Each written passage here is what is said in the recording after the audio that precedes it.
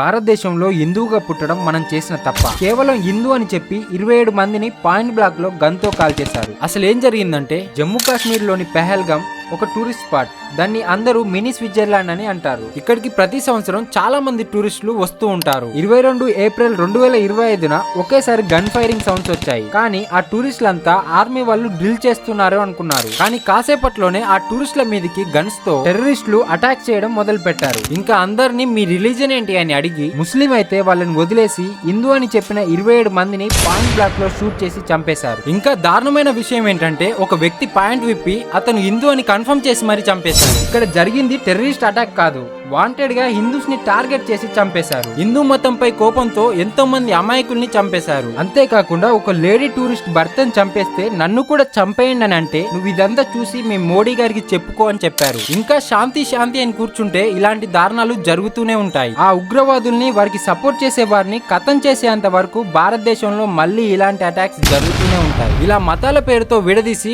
మారణ హోమాలు జరుగుతూనే ఉంటాయి. ఈ విషయంపై మీ అభిప్రాయం ఏంటో కామెంట్ చేసి జై హింద్ అని కామెంట్ చేయండి.